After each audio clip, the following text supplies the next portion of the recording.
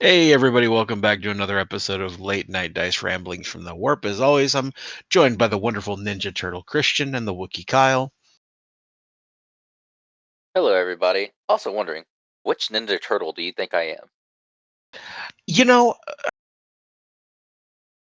from outward appearance, I want to say Michelangelo, but I'm gonna give you Raph. Okay, that's fine.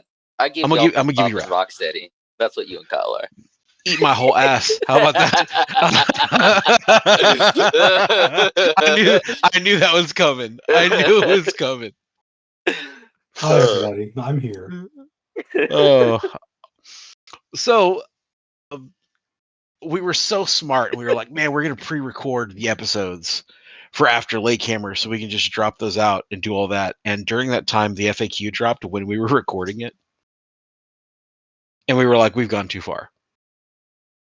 So we're going to cover the FAQs. And then today, which this episode won't go out until Monday, but as of today, November 6th, we now have Zone Mortalis rules. Now, That's awesome, Gabe. What is Zone Mortalis? I don't know why you asked like the ShamWow guy, but all right. So, like, fucking Kyle's over here. Billy Mays here with Zone Mortalis. That actually just sounds like regular Kyle, guys. Don't be alarmed. This is what we deal with on a regular basis. I feel like there has to be like a disclaimer when we go places like Kyle does not do cocaine. Kyle's a normal, sane person. Oh, I wouldn't go that far. So we're gonna get into Zone Mortalis, but first I want to get into the FAQs. So this is the first time that GW has really done like heavier FAQs in the beginning of a new edition, at least for Horse Heresy. Like I know in Warhammer 40K, like on their side, they're just like, if we go 10 days without an FAQ, someone needs to strangle a baby. But on the Heresy side, we weren't used to getting this many errata and FAQ. And I think part of it is because English is hard. I mean, it's not like it's their native language or anything. So 90% of the FAQ is wording fixes. You know, we forgot to put assault on this weapon. We forgot to do this. We missed AP on this weapon. A lot of it was just clarification of simple things that were pretty easy.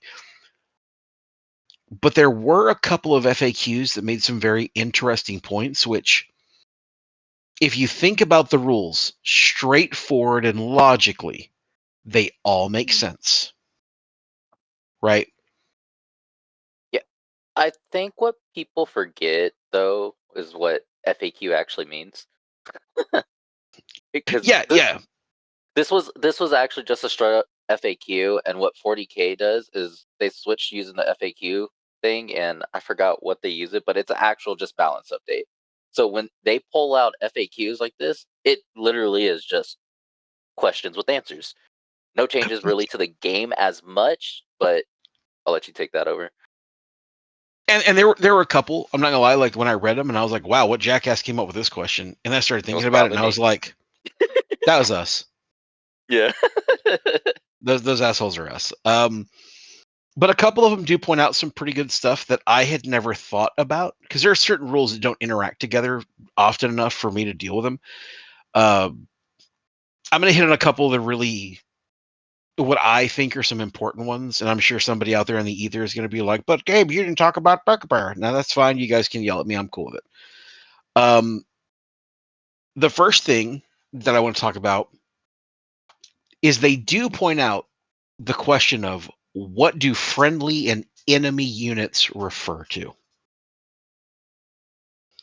And their clarification for this is actually kind of unique. Their clarification is that models that are under the control of a player are friendly models or units. So I don't know at this exact moment if there's anything out there that can do it, but if there's ever anything that allows you to take control of a model, that becomes a friendly model for the purposes of that rule interaction. So that's kind of unique. Because I don't know, somewhere later down the line, we're not going to see a mission where it's just like, oh, you control the radio tower. Like, okay, well, since it's a friendly unit for you, it's an enemy unit for me, so I can blow that bitch up. Another really important distinction that I thought was kind of cool was the heavy and ordnance rules. Well, they say heavy says, if you stand still, you get +1 to whatever the heavy bracketed characteristic is. And ordnance is like if you stand still, you double that. Well, certain weapons have a strength characteristic of, say, like 6, and they have heavy strength. Those weapons don't count as defensive weapons if you shoot them and gain that benefit, because they would go above the normal defensive strength 6 threshold. I think that's kind of fucky. Okay. But think of the reverse of that. If you find a way to reduce the strength of a weapon, it can become a defensive weapon. No, I don't think it's. I don't per se say it's fucky, because Yeah. they did make some other things that are mildly contradicting to that in other ways, but I don't consider it fucky because it's going off of the overall strength of the weapon. If the strength of the weapon is going to be above a 6, that's no longer a defensive weapon. I can understand that. That's very logical, forward thinking. What bothers me is, like, in the next paragraph, they're like, hey, if a model has a characteristic changed during army selection, like a prime advantage or something like that, do you consider that the model's base characteristic for the battle? And the answer is no. So if you take something like combat veterans or Paragon of Battle, things like that, and there's rules that interact with those soft skills or skills that were manipulated by that, when a rule says you go off of their base number, it doesn't count that toward that base number. But if you're counting a defensive or offensive weapon, the heavy buff counts. It's not going off of the base anymore either. So it's a mild contradiction, but the logical part of my brain is like, no, that makes sense. That reads correctly. Christian, you were going to say something? Yeah, the one thing that I do love about these FAQs is I feel like after these FAQs come out and people start reading some of these questions, they start thinking more about the game and then finding like little loopholes like, oh, where did this interact where they had to like clarify this? And they go find the weapon, they go find the unit, and they're like, ooh, if I reduce this to 5 and then stay still and they go to 6, like it's a defensive weapon, like stuff like that. People start like finding little things to mess with the game, which I find really fun. Yeah, Or and point like, out something that they had to like fix that you didn't find, and you're like, "Ooh, why didn't I see that?" and they did clarify a couple of things with a couple of other rule interactions that I was like, oh, that's very interesting. I never thought about that. So there's a rule in the game called heedless, right? We've seen it before pop up on a couple of models where it'll be like, this model has heedless, and a lot of the times it's on like some elite units or like on very specific types of models. Heedless says that unit can never claim or contest an objective, right? And a rules interaction I never even considered is that means you also can't score Vanguard off those units. They were never contesting or controlling that objective, so you cannot kill that unit to claim Vanguard. Okay. That's an interesting distinction, and I like that distinction. Another distinction they go on to say is, if you have a unit on an objective and I'm shooting at it or attacking it with a unit with Vanguard, and I kill all of the models that are contesting the objective, but I didn't kill the unit, I still don't score Vanguard. Because it doesn't say you kill them off of the objective, it says you kill the entire unit. Now, giving them a routed status, that's a whole completely different ballgame. But in the sense of actually like killing them to score the Vanguard objective, you have to kill the entire unit, not just the parts of that unit contesting the objective.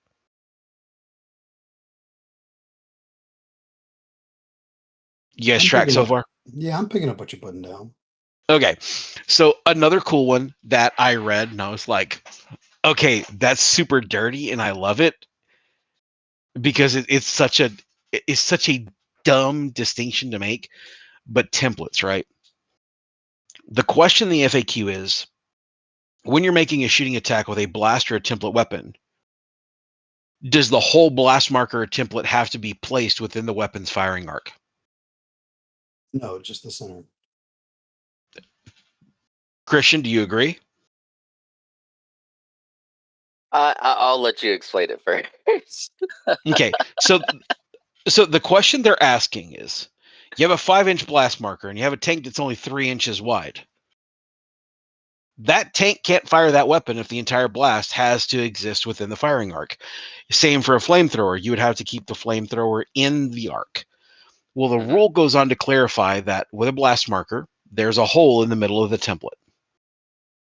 And when you're firing with the weapons that have blast, the way they tell you target them is you can put them anywhere on a unit, but that hole has to be completely covered on a base. Right? Yep. Kyle is correct. For a blast marker, the hole must be completely within the firing arc. And for a flame template, the beginning of it has to be in the firing arc. Yay, I did a tactic. I'm so proud. So when I first looked at that, I was like, of course that's how it works. Why would we have to even say that? And then I thought about it and I was like, oh, because assholes exist. My Well, it's fault. not only that you also have people like me, and the reason why I asked you to explain it, because once you sit down and you actually explain it, and you see the words how it is. Yes, we could all say, well, it says it in the book. There's someone out there yelling, or like, oh, you're so stupid, you didn't read it, like fine print, and didn't understand it. But there's going to be a lot of new people coming from different games that don't have firing arcs. Yeah, and To not that's a make it big complicated. well, and that's a big thing too, is there are a lot of new players that are coming from like 40K, where 40K Mhm. is just like, we don't care, you shoot out the tailpipe in this bitch. Right? Like in Yeah. Heresy, we're like, nah, bro, like you gotta point it toward what you're shooting. It is, yes. Like so The perfect example was Lance at Lakehammer. His first time playing 40K in our APOC game, he brought a SOCAR, and he was like, "Oh, I want to angle it the perfect way. I want to do it the perfect way. I want to make sure so it has its firing arcs." I'm like, "Hey, this is 40K. You can shoot out the back or whatever." And he's like, "No, I don't like that." So he's like, "You remember?" And he was like, "This is what it's pointing at. This is what it's shooting at." I was like, "That's baller." I love it when he's just like, no, I don't like that. That's a great answer. That's such a Lance answer too.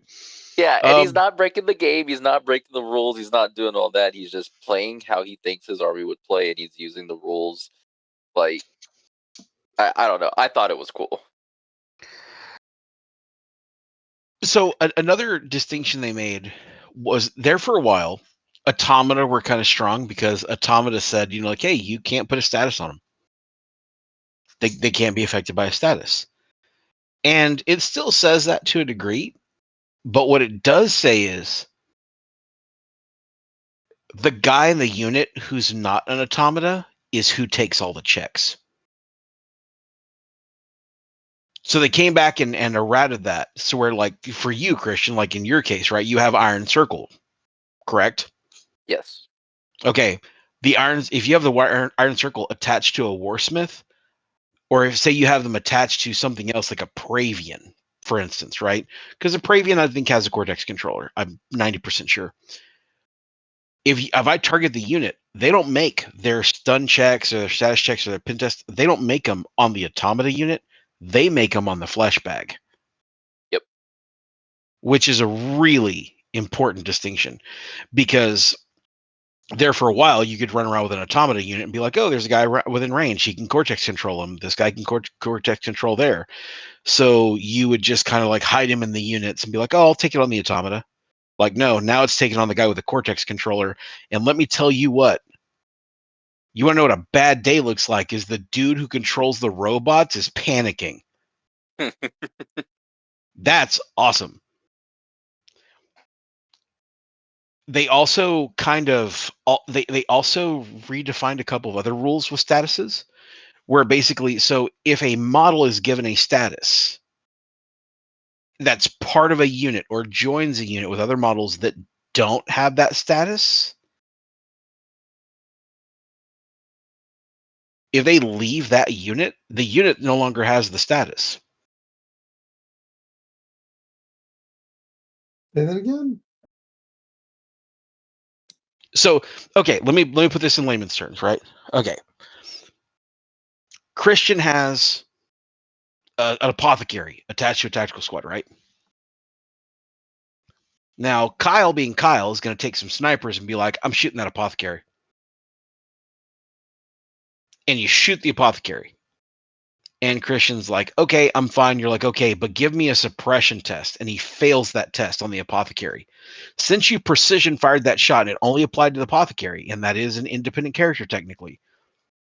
Only the apothecary takes a status. And if the squad leaves that apothecary or the apothecary leaves that squad, the squad is not affected by the status according to the FAQ. Because you shot at a model, not the unit. And these are just little things that happen out of like 1 out of 30 A million, games, maybe. 1 out of a million, practically. This is because the thing is, most Kyle of the plays time, a lot like, of snipers, okay? yeah, you know what else Kyle does? You know what else Kyle does a lot of? He kills his target. That is, yeah, Right, true. Okay, so right, like, yeah. So maybe I've just seen this scenario because we played Kyle and stuff like that I've known this happen multiple times. But yes, you're right. It's a bigger yeah, smaller number in a and bigger pool. and in vice versa. What's also kind of funny is if a model has a tactical status and then he joins a unit, he gives it to him. So what if the unit that joins him is immune to that status? See, now you're asking all kinds of questions. They still have it because that guy has the they status. technically still have it because one Yes. guy in the unit can be affected by the status. So if they're scared or I'm sorry, if they're fleeing or what is it, and routed, and a Primarch joins them because he's fearless, he can't be routed or stubborn or whatever it is. Do they stop? that depends, because sometimes they have rules that say like, hey, this unit and any unit it joins gains these rules. That's completely different. Where you're not going to see it is what this is more referring to is a situation like back in like 7th edition, right? Back before GW went crazy and streamlined 40K. In 7th edition, it was the Wild West. And what a lot of guys would do is they'd be like, okay, I'm gonna withdraw from combat. I'm gonna voluntary fall back. Well, you're considered to be falling back. But then in your movement phase, if you failed that fallback test, a unit could join you and it would auto route you. It would auto rally you. Okay. You can't do that. Now, the rules interaction of certain units to say like, hey, this thing cannot be affected by statuses, blah, blah, whatever. That's going to be on a case by case basis with the rule that it has. You know, like fearless versus fear, things like that. It's going to be on a model by model basis. So if you have a model that says this model in any unit it joins cannot have this status, I would assume rules is written. If, say, a Primarch joined a unit that was pinned, they would become unpinned. But that's because he has a specific rule that says when he joins a unit, they gain that benefit. From what I've read, there aren't a lot of abilities that read that way. They say this model cannot be pinned. This model cannot take a status. It doesn't say the unit very much. Yeah, so if the unit has it and it just says this model can't take this stuff, as a unit, you still have it. Yeah, so that's going to be on a case by case basis. But good catch. Like, I didn't think of that part. I'm just keep on laughing because I know there's someone out there that is just like thinking we're stupid for pointing out these things, you know? Oh, and so like when I said that a lot of this was just them clearing up like very small, vague things, like they went out of their way to say, hey, flyers don't run over people like tanks. Because they're flying. Oh, So God. where normal tanks have rules that say like if they move over a unit, they hit that unit, and if they can't run over another vehicle unit, they actually have to go in and add the line that says models of the flyer subtype can move through other models and vehicles, but don't inflict hits and can't be death or gloried. Neat. You know, this wasn't in the FAQ, but I knew it started like this, when I was just like, damn, they really have to say this for people. It's almost like the Ascended models, when they're like, Ascended Angron. If you take Ascended, in his rules, they had to write an ability that says, hey, if you took Ascended Angron, you can't have Angron in your army. Yeah. Like regular Angron. Yeah, and the funny part is, it's not like there's guys out there that are Damn, purposely that's a no shit Sherlock. I'm sorry. Well, no, the thing is like what's funny about it is, and I love the fact that they put that wording in, because the people who were doing it weren't doing it to be malicious. The people that are doing it are people like Cameron, who are like, but it'll be funny, right? That's the difference. Is like no one did it in a malicious way. Nobody was like, I'm going to find a way to take 7 Primarchs all with the same name. Dick move, but okay. So I appreciate they put that wording in there, and we would all agree like you can't take 2 iterations of the same Primarch, but it is funny. Beyond that, there were a few other clarifications. You know, the GW's kind of doubled down on the notion that certain things happen in certain phases, and that's it. So reactions and volleys cannot cause statuses. Period. End of story. Right? Somebody asked the question. And Kyle, I'll ask you the question, and I want you to see how you answer it. Third party objective, like hearing it raw. Okay, you ready? You shoot at me with a tank. I return fire, and I get glancing hits against your tank. Those glancing hits go to the vehicle armor table. Do you take those statuses from my reaction shot? No. Your answer is correct. Why don't I take them? Because reactions cannot cause statuses. Okay, now I'm going to argue like an asshole, okay? You didn't take the statuses from my reaction. You took them from the vehicle damage table. Well, the only reason I took damage was because of a reaction. Again, if you think logically, it all makes sense. They're doubling down on the things can only happen in the phase we tell you they happen in. Period. They're doubling down on that. So beyond that, a lot of it again was just word clarifications and like minor changes to rules. Like they came back and said, you know, like, hey, on perdition weapons, add this to the paragraph. Models can take these perdition weapons. They did add one other really important FAQ that I was like, oh, that's clever. Odd, but clever. If you take a unit that has the unique subtype, so like you take a like a legion specific unit that has a unique subtype, they can't take any prime slot they want. They can only take I believe they can either only take their legion specific one, or they can take the one that gives you an extra HQ choice. Let me find the actual word again. I had it up a second ago and I was like, oh, that's kind of creepy. Let me see if I can find it again. So any questions so far while I'm reading this? No, while you're going through that, so I don't think we're gonna continue to get a bunch of FAQs. This is probably gonna get dialed back afterwards. They're not messing with any of those models. They're not taking anything away. They're just clarifying for the audience out there that are a little bit slow like me. So they Well, and just then want to make sure it's a smooth game, guys, and we all learn it the same way. So one other clarification that they made that I was like, oh, that's actually a really good clarification. Kyle, I'm going to pose another question to you. Okay, you ready? Yeah.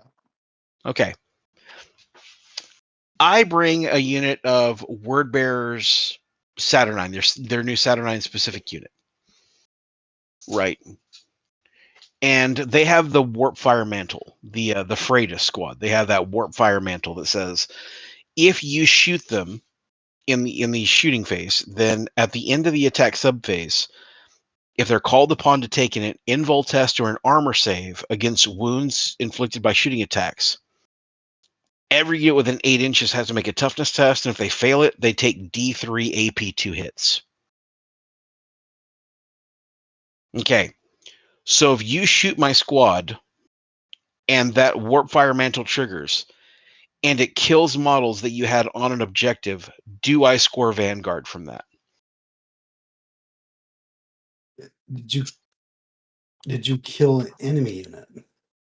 Yeah, absolutely. You had a guy on an objective, and you shot at me, and when you shot at me, my ability triggered, and it killed the guy on that objective. Do I score Vanguard from that?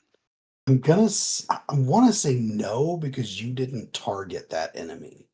You are absolutely right. Good job. That's that test. Yeah, they're really doubling, like I said, they're doubling down on it has to be exactly as it's written. Vanguard says it has to be from an attack, not a passive characteristic. It's very pinpoint. And somewhere this is saving someone's life because they're in a game and this exact scenario happened, and they're like, "See, told you." But for everyone else, we're just like, "Oh, okay." Yeah, there's 3 dudes around a table right now. They're like, "No, you don't understand, dude. Her sister was a witch." I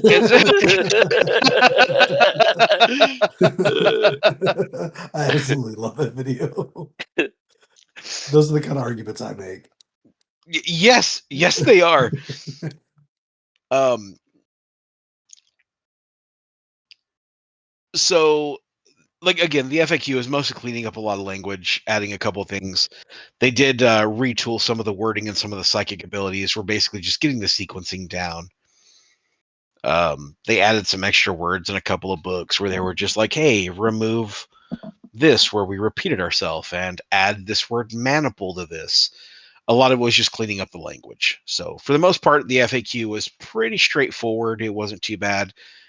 It really was just played as we wrote it. So with that being said, you guys ready to get into Zone Mortalis?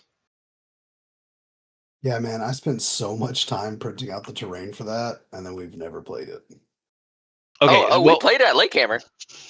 Well, I never did. so okay, so let's talk about the evolution of Zone Mortalis, right? Zone Mortalis is basically, for those of you who play 40k, it's boarding action, right? Zone Mortalis is the original boarding action.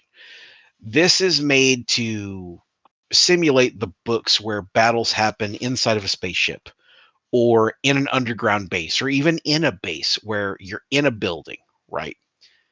And there's always rules that kind of limit how big or how crazy these games can get because I mean you're fighting inside of a building, if you're gonna run around shooting inside of a building, you're not gonna bring a 3,000 point army because you can't fit 3,000 points worth of dudes into a space hulk, into a base, into a bunker, right? Well, with the Mephasto glide you can.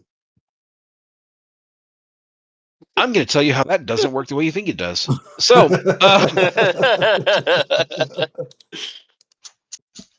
so with that being in mind, you have to set the stage, right? Zone Mortalis is essentially games that are happening inside of a deteriorating base or inside of a ship where there's, I beams and like stuff going on. There's bulkheads and there's stuff like that. And the coolest thing about this is Zone Mortalis has interactive terrain. You can open and close doors. You can't shoot through walls ever. You can't use barrage weapons. We're going to get into all that. So, the beginning of the Zone Mortalis rules, there's a couple of pretty big distinctions. The first is it's played on a 2x2 not a 4x6.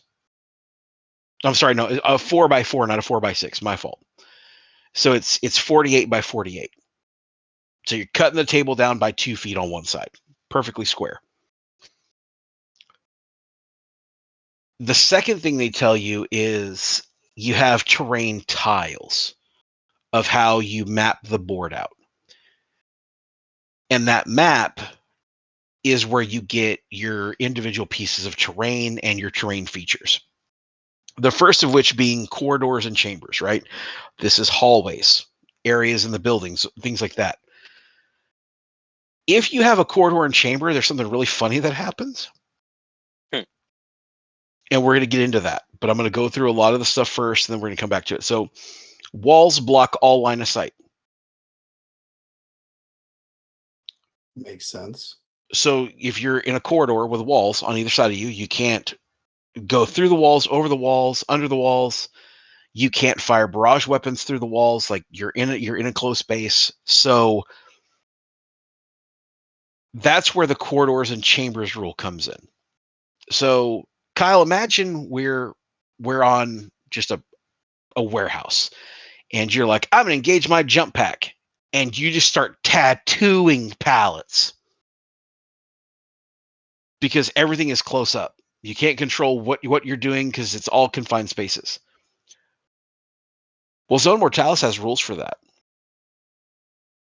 And their rules for that is if you travel more than 9 inches in any phase, you have to take a hazard test. And if you fail it, you die. Well, 9 inches isn't a problem for me. Not I'll never anywhere get in there. your life. I'll never get So, there.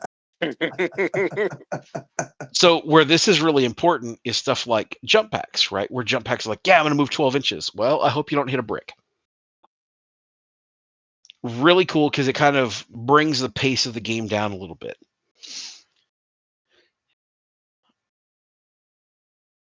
The next thing you have are ladders and stairways, hatches. These are all vertical movement. They use the normal vertical movement.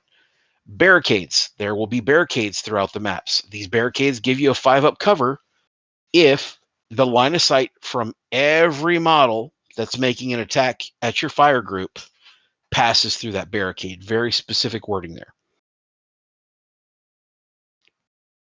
Any weapon with barrage ignores the cover from barricades.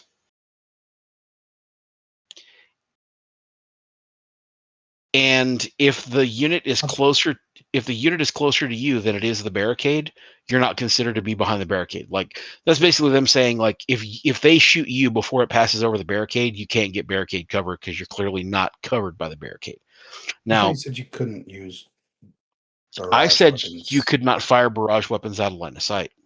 Oh, okay. Yeah, everything requires line of sight, and that's where we get into our doorways and all that stuff. You can open and close doors. Yeah. Here's what's really cool. If your ass is standing where the door is and I close it, you take a strength 8 hit. That's a strong ass door.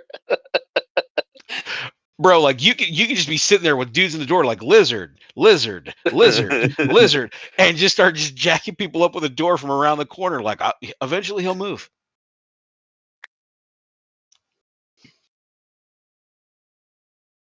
And all One of the the all the regular all the other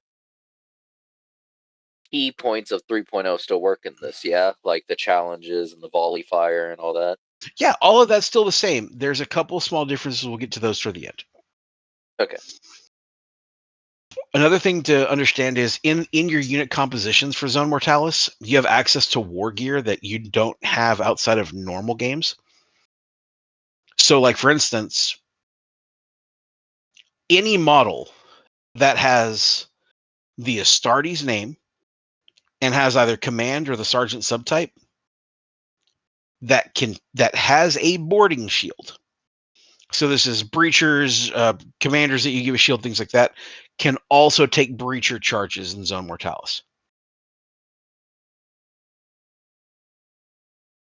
All right. Okay. Breacher charges are how you blow open doors. Yep. So they can't lizard you. I mean, you have to blow up the door first. So they also go into how you measure ranges. You can never measure ranges like through walls, all that stuff. It's all normal stuff. Here's where I get excited. First rule, no fly zone. You are not allowed to take any flyer in the game because you're in a building. Yeah, I was gonna say, duh. Okay. Barrage weapons. You can shoot barrage weapons, but you always have to have line of sight. You can never fire them as out of line of sight. Blast markers can never scatter outside of a wall or doorway that's closed. Yeah. So if there's some dudes stuck back in a corner, you're like, here we go, missile down the corridor, right? And it scatters straight back. It stops at the wall.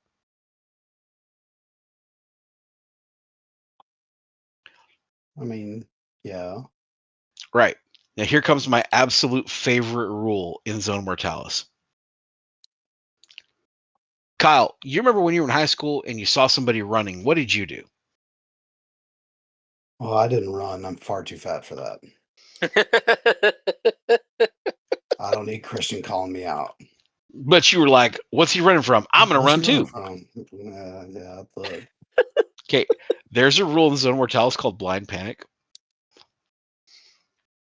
And what it says is if you have a unit that's forced to fall back, so if you have a squad get routed, if they pass within 2 inches or stop within 2 inches of another friendly unit that's suffering any other tactical status. So if you got a squad that's suppressed or pinned and some guys are running by them, routed, and they go within 2 inches of them, those other squads have to take a leadership test, and if they fail, they run too. That's funny.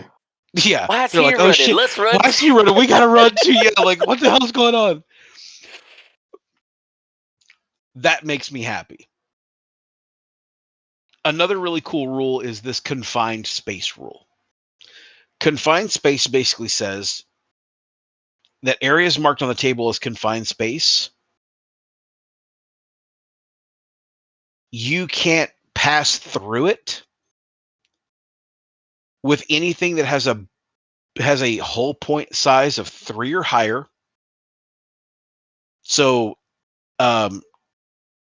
tanks, anything like that that has a vehicle keyword, you can technically bring them in Zone Mortalis, but they can't go through confined spaces. The second thing is anybody with the bulky rule, they treat it as slowing them down. So, like, based on what your bulky is, right? So, let me actually go through and find this rule again. Here we go. All models of the vehicle type that have a base hull point characteristic of 3 or greater, or models with a variant of bulky special rule that is equal to or greater than the variant of the confined space. So it'll be confined space and then a number. For example, a section defined as having a confined space of 4 is impassable terrain for all models of bulky 4 or greater, 4 hull points or greater. So if there's a confined space that says like bulky 3, well, I guess irons aren't going to get through, Christian. Yeah, but I don't know. I don't know if I would take anything that chunky. In this, what I like about this game, the more that you sit in there to talk about it, is you're going to get to challenges. So I'm gonna take some tough ass characters that I want to try these different challenges and different focuses on, and I think that will help you in the long run in the bigger games. Yeah, and then another cool thing is like doorways, right? Bulky models get slowed down by doors because they're all just like how was it that Ken Badger put it? Us big guys wear white pigments. We don't fit through the doorways side by side. So yeah, if you're bulky, you go through doors slower. It actually reduces your movement by 2. And then operating doorways, you can crush people. Doors have two states, open and closed. I'm sorry. Oh, I guess jammed would be a state that could exist. You're not wrong. But I'm like, it's either open or closed, bro.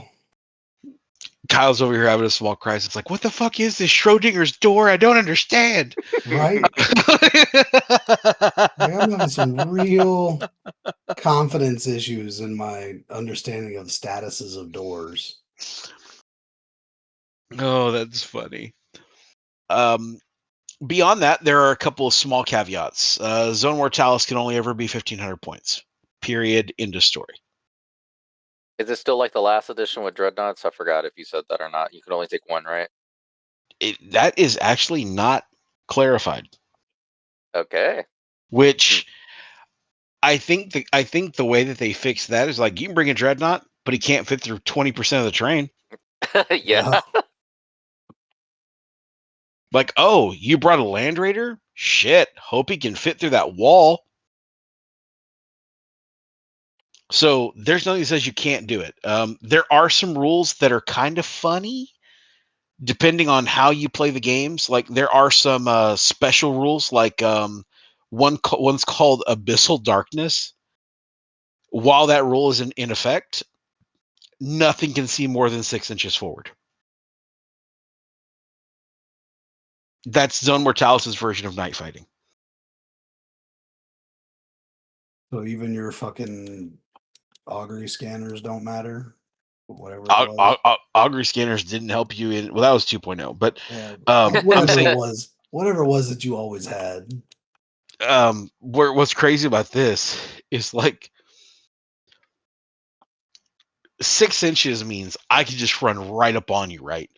But the other problem is it specifically says it's 6 inches of line of sight, which means you and some dudes can be 7 inches apart and y'all can't charge each other. That's pretty Y'all good. can be in the same room, be like, be very quiet. And then like some other guys over there like, they're in the goddamn walls. They're in the goddamn wall. Yeah, like, Oh, that's a good one. another one is called impenetrable area.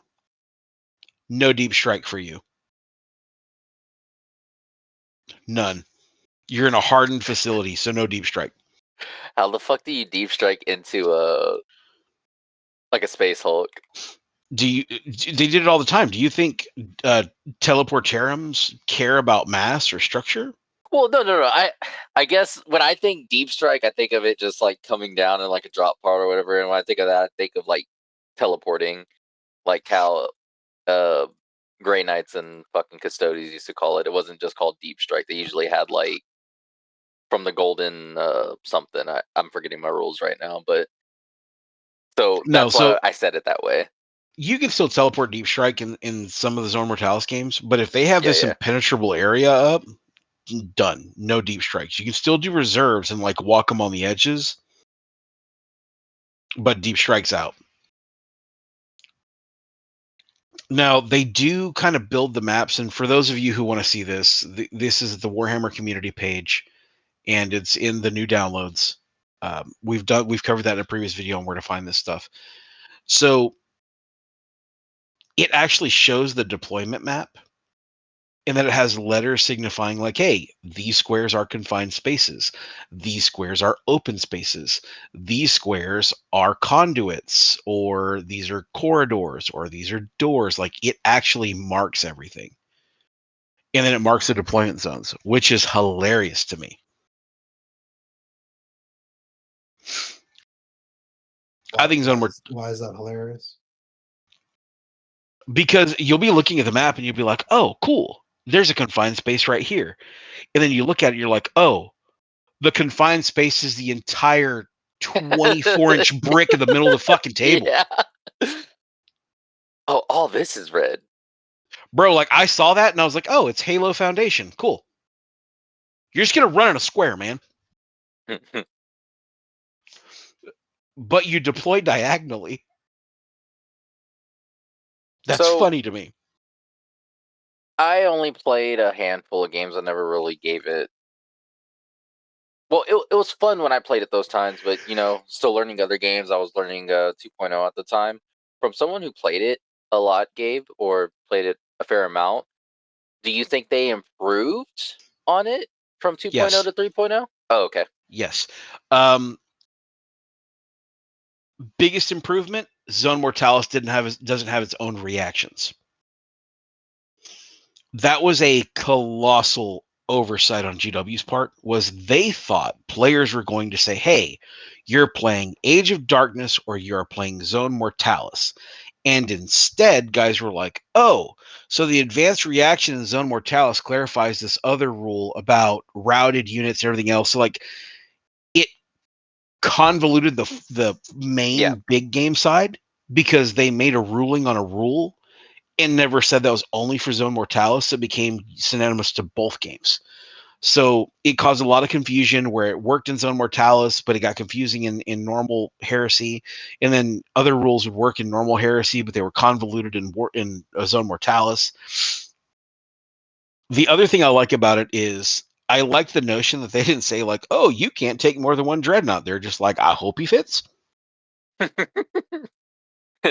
it. I Tell me how it's mean, going to work out I for you. mean, you bring your dreadnought. He comes in. He comes in the entrance in your deployment zone. Can't get through any doors, and someone walks into that room, and there's a Yeah, that's on fucking you, bro. dreadnought. Bro, You I'm know what I looking. mean? That's on you, bro. Yeah, like I'm looking at the first deployment map. And it's literally like the whole middle 12 by 12 by 12, the or 24 by 24. The entire middle 2 feet of the table is impassable to a dreadnought, right? Yep. Because they have a confined space of 8. And then I'm sorry, the A's, the outside has a confined space of 8, and then the middle has a confined space of 6.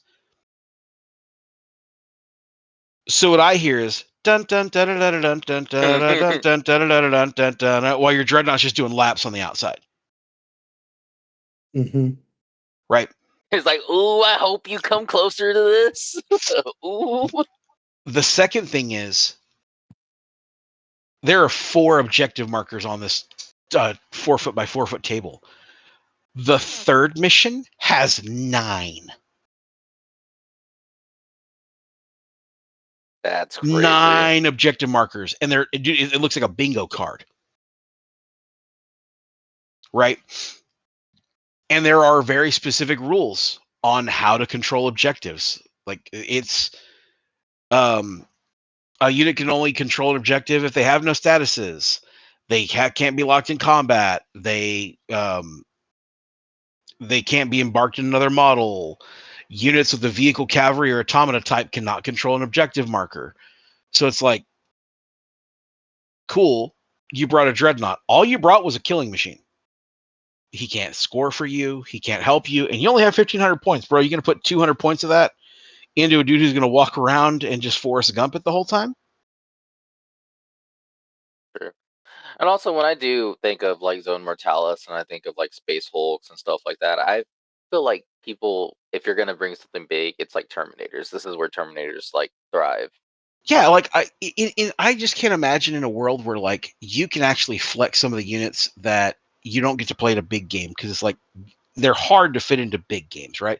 There's no Mhm. bad unit right now, but there are certain units where you're like, in a world where we're 6 feet away from each other and there's nothing in between us but like air and opportunity and nobody else can intervene, this would be a really good unit. I want to bring that unit. I don't want to bring the dreadnoughts who's like, they said they was my special legs. They were going to take me anywhere. Like, I don't need that. I need a dude who can control and take objectives, right? And the other thing that matters here is line and Vanguard and all of that still translate.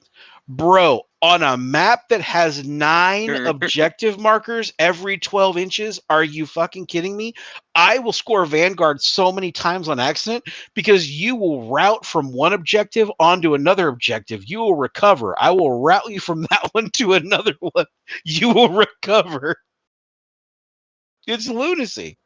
Yeah, and I think most Terminators have Vanguard, right? A pretty good chunk of them, yeah. Yeah, so that's going to be pretty cool.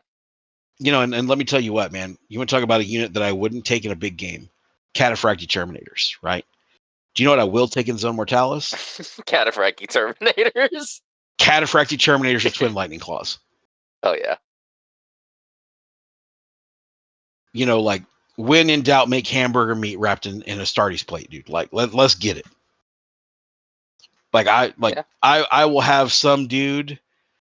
Like, do you guys remember when Robot Chicken did the Anakin Order 66 thing where he's like just cutting flowers in a field? There's sunflower. Honey, I left you flowers on the table. Yeah, I'm Yeah. gonna have some Terminators run around and be like, man, these pulled pork sandwiches are awesome. Just tearing dudes apart. Right. I think another thing this lets you do that you don't get to do in a big game, and Kyle will understand this, right? Bro, I don't have to worry about basilisks, mortars, quad launchers. I don't have to worry about Rapier battery crews. rapier batteries. I don't have to worry about bro, I have to worry about Seth being like, here's my 9 Arquitter bombards. Thump, thump, thump, thump, thump. I don't have to worry about that, right? I have to take the fight that's in front of me. Here's my Praetor on a jet bike that's going to attack you and then run away 13 inches so you can never get back at him. He can still do that in Zone Mortalis, actually. You can bring a bike in Zone Mortalis. Yeah, it's The bike's cavalry. not bulky. It's cavalry. Now, he does run the risk of, how far do you move, Seth? I move 10 inches. Cool. Roll me a dice. I hope it's not a 1. Because the rules for hazardous, the verbatim rule, and this is old school, right? This hazard rule, it specifically says, I will read it for you so that you can have the same giggle I got. Corridors and chambers. Corridors and chambers are open terrain as defined in page 235 of the Horus Heresy rulebook. However, if any model is moved a distance greater than 9 inches during any phase, not including the total distance of a combined setup, move, and charge, the controlling player of that model must take a hazard test for that model. To take a hazard test, the controlling player rolls 1 dice, and on the result of a 1, the model is immediately removed as a casualty. Not wounded. Fucking dead. Homeboy bug splattered. And it says by model. So you got a 10-man squad on jump packs that they jump pack 10 inches? Cool. Roll me 10 dice. All the ones are ketchup packets. So he can bring the bikes. But there's speed bumps in these always.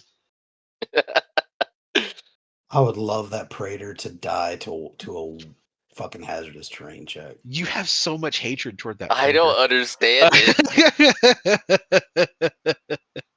So Are much you mad, hatred. bro? Not anymore. And it's pretty Are we cool. sure that Praetor's legal in 3.0? I'm pretty sure it's not. Oh no, it is. No, it's not. Yeah, it is. No. Yeah. For the sake of this video, it's not. It's not that bad, Kyle. Public service announcement: everyone, mounted Praetors on a bike do exist. They are legal. So I think Zone Mortalis is going to be a lot of fun. So to go back to your original question, yes, it is an improvement from 2.0 to 3.0 because this feels playable without me having to learn an entire new section of rules. This is a small add-on. This feels like a mission supplement, not a new game. In 2.0, Zone Mortalis kind of felt like its own version of the game. Yep. That's not the case now. I think this will be really fun. I think it's actually going to be something where you can incorporate this into bigger games. Like you can say like, hey, here's some Zone Mortalis tiles in the middle of this full-size game. While you're in there, Zone Mortalis rules apply. Oh yeah, that'd be cool.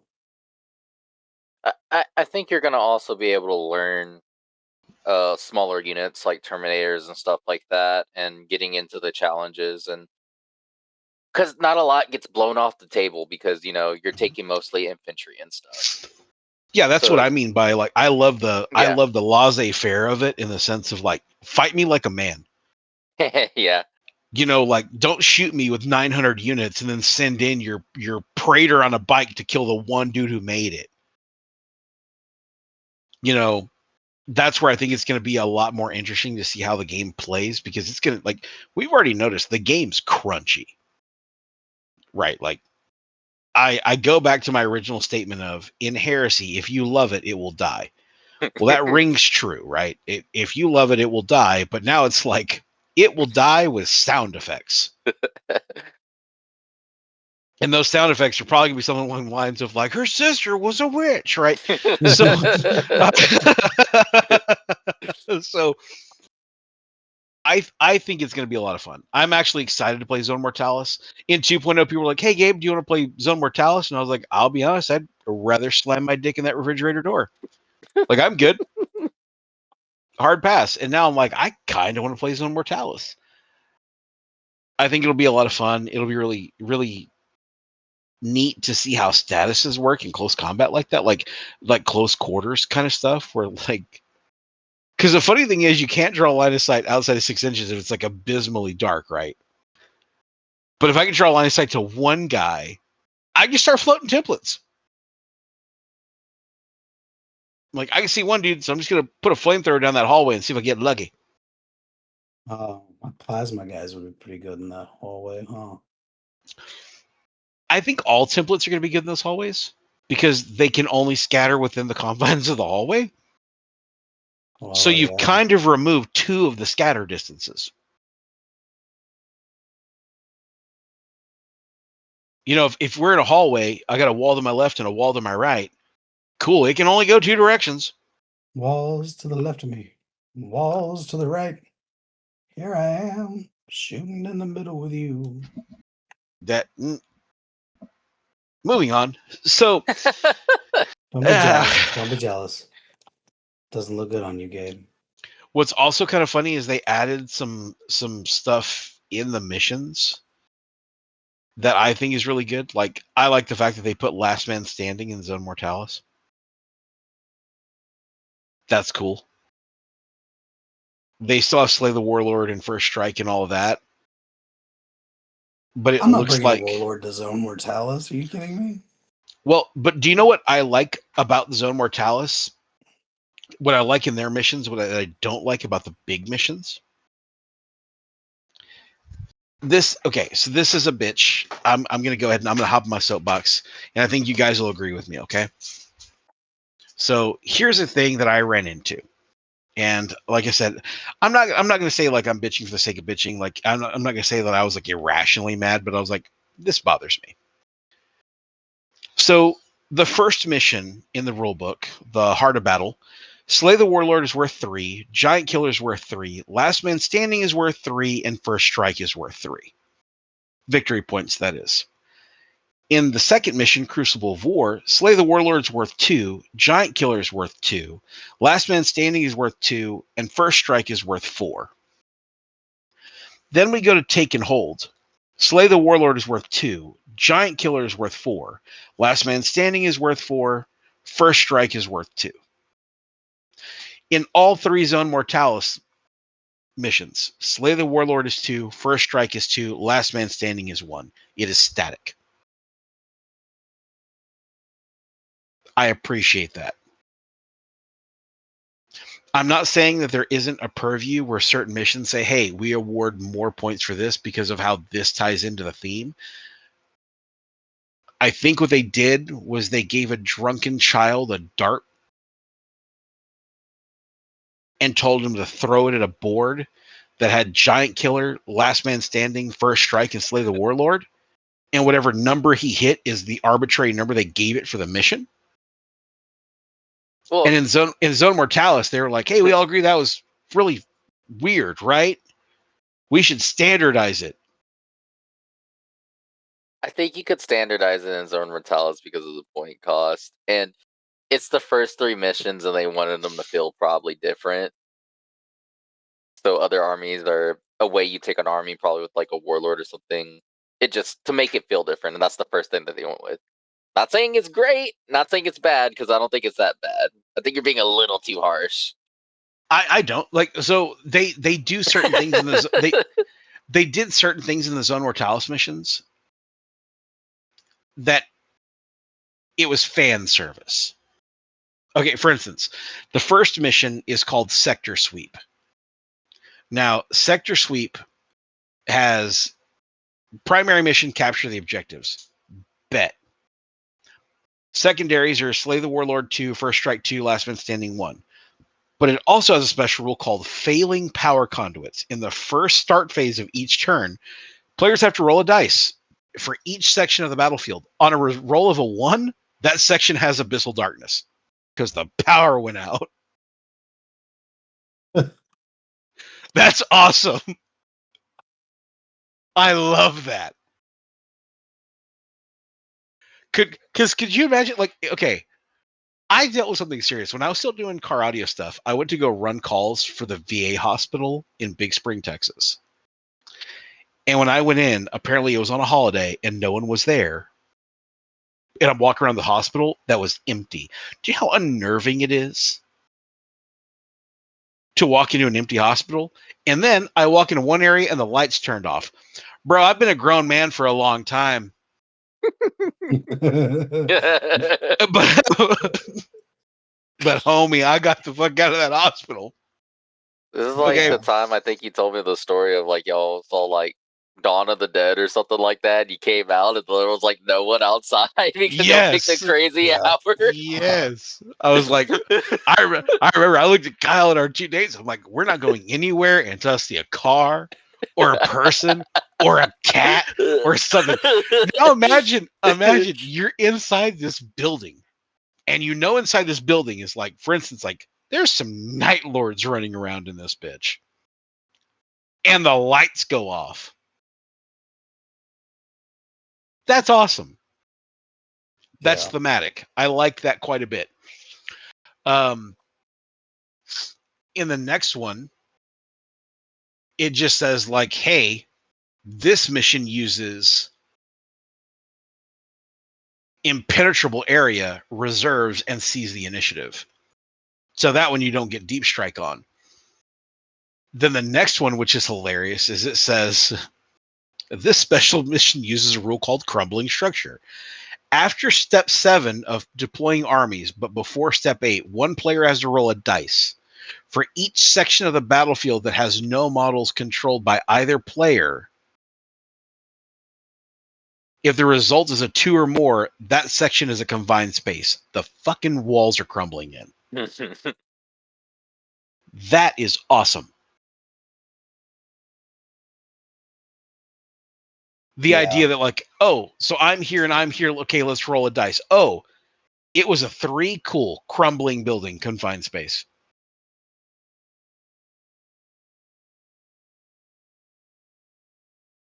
And what's even better is it specifically says that the confined space of it, the X value for the confined space is the round number. So it's continuously getting smaller. That's a badass mechanic. All of those are very thematic. They did a lot of, when I say a lot of, fan service, those are narrative based missions. And I can appreciate that. I think we can all appreciate that. That's fun. Yep.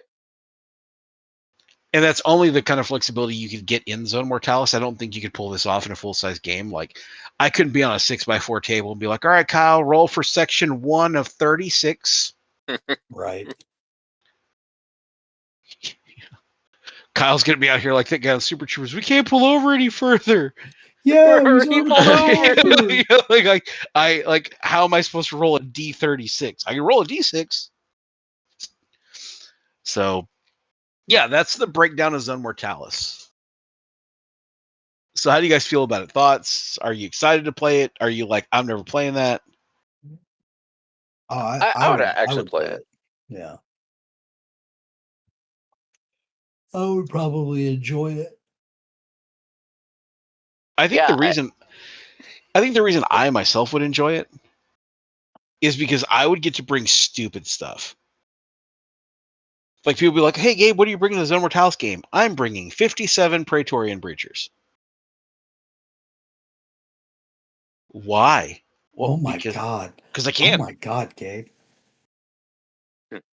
I'm bringing 60 Kinetite Occult. There you go. Because they're not bulky. Go Ratchet, Gadget, Hood Rat shit. Go That is ham. go gadget hood rat shit. The world is your oyster, but in some cases, the walls are falling in.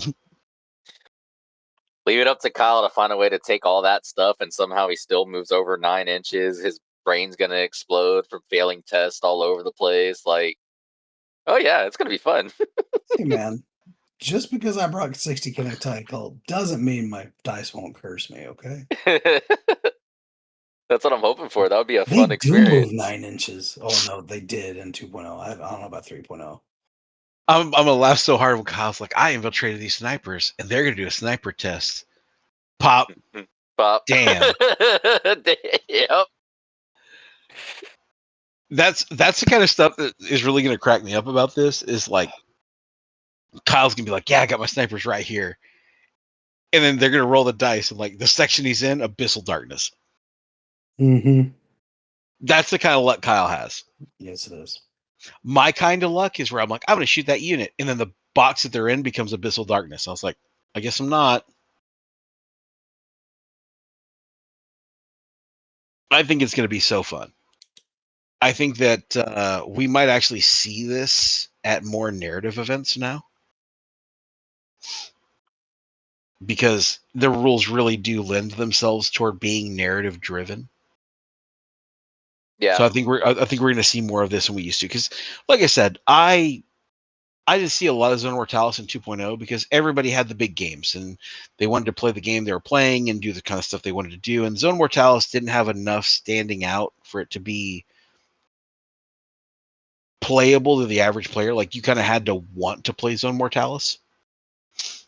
With this, it's like, hey, it's the same thing, except like it's Waffle House rules. If you see somebody running, you run too. It's on site. You know, um, it's pretty good though. Like I like it. I think it's going to be fun. I think it's going to be good for army creativity in breaking up some of the monotonous. I think where we were talking about not seeing cookie cutter armies, we're not going to see cookie cutter Zone Mortalis either. You know, I've got half a mind to be like, as dumb as this sounds, I want to flood the halls with rapier batteries. No, we already said you can't do that. Why can't Dave's I? gonna find one long ass hallway and be like, I'm gonna put these quad rapiers here. Shoot me. I'll shoot back. I don't care about quad rapiers. What Gabe sees is, all right, cool. So I'm going to take 4 units of 2 rapier batteries with quad bolters to just suppress everything. And then I'm going to take 2 10-man units of Nemesis destroyers that cause you to do route checks. And when one guy runs, the whole board runs. That's my goal. I want y'all hearing bumps in the night. And the only thing that can make that better is if you're running from me and the board edge that you ran to becomes abyssal dark. Love it. I would build that list and I would call it Candyman. I think it would be great. I'm going to love playing it. I'm going to talk to some of the guys like Seth and them and see if we can't incorporate that into something because I really Oh do yeah, like it. give Seth time. I'm probably sure he'll make something out of it, or he'll make it like available in like the bigger games. Well, and so I'm thinking about it now. You know, we look at Late Camera. We always 2 years ago we had the board set up to where there was 2 full-size games and then a Zone Mortalis in the middle. There's nothing stopping me from building a Zone Mortalis board that goes across the middle of a table. That's like, hey, while you're in there, those are like the underground tunnels between the 2 sides. While you're in those tunnels, your Zone Mortalis rules. And you can't shoot over the middle. No, you can shoot over it all you'd like, but you can't shoot into the middle. You know, I could do that rule all day, every day. And that would be fun. Because then you have people that are like running into the middle to like hide from the artillery. But then it's like, oh shit, Charlie's in the tunnels. I love it. I think it's going to open a lot of possibilities. I think it's going to be a ton of fun. I'm looking forward to it, and it's going to be great. And considering it's only like a 17-page document, who's not going to want to at least give it a shot? Yeah. you know. Well, so that's the end of our episode here. So I will say, as always, if you have some local events going on, if you have some not so local events going on, if you see some cool things that you're going to or you're interested in, feel free to hop in the Discord, post about it. The more we know, the more we can try to make. I know we're still talking about going to Texas Open to go see John and company up there in Dallas. I know that a lot of us are gearing up for Adepticon. I'm getting ready for Adepticon kind of early because I want to try and get a certain type of army before I go up there. I'm not sure if I'm going to pull it off, but we're going to find out. Beyond that, do you guys have anything else for the fans? Go ahead, Kyle. Do you have anything? No. Read He your said, rules. Read your rules. Read the paragraph, top to bottom, the whole paragraph. "Oh, Kyle's out here like the war game version of like, don't take wooden nickels." Yeah. All right, Christian, you're up. You got anything for the fans? No. I'm just really just looking forward to seeing people at the Texas event that's happening in January. I'll be bringing a tormentor. That's a little preview to what I'm bringing. But besides that, no. I just hope people start. Comment below what you would like to see or what you thought was funny in the FAQs or just your Zone Mortalis games that you played out of 3.0. We would like to hear it. But besides that, no. All right, well, with that, we're going to call it a wrap. As always, guys, happy dice, happy life. Fuck Erebus, and we'll catch you on the next one. Adios.